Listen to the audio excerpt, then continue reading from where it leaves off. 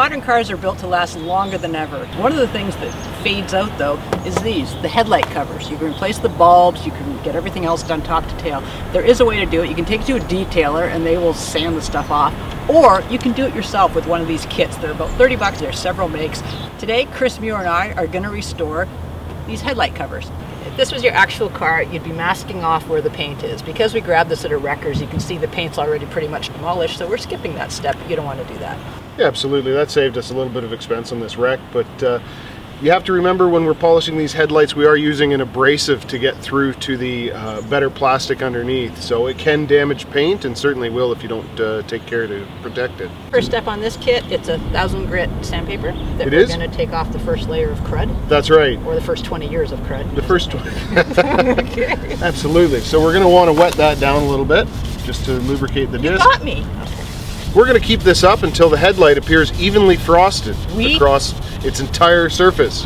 Yes, It's actually not that tough. Now we're moving to a 3000 grit, which is a finer grit sandpaper. That's right. We've made a whole bunch of really deep grooves in the headlight. Now with the 3000 grit, we're going to polish out these grooves that we've made. The next step is you dry off where you've just sanded through, and you get this puffy thing put on a drill so we can use the polish. Is puffy thing the technical term? Yep. When you're polishing this, you want to make sure the drill's not moving too fast, or you don't want to stay in one spot for too long. This is still an abrasive compound that we're about to use, and if you stay in one spot or go too fast, you'll end up actually boiling the plastic underneath the pad. So technique is very important here so you don't do long-lasting damage to the headlight. The final step is to apply a protectant so they stay all lovely and shiny.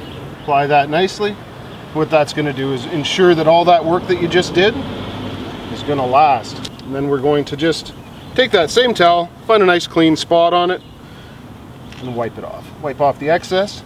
The kits are maybe 30 bucks. There's several brands on the market. It took us about 15 minutes to do these two lights. So you know what? Really, really cheap way to improve the look of your car and the safety features. Absolutely.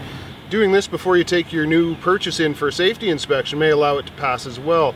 Some of the new standards for safety won't allow us to pass a glazed headlight cover like this. So this has to be done, and you can either do it with $30 and a little bit of elbow grease or pay a professional. For Driving.ca, I'm Lorraine Sommerfeld. And I'm Chris Muir.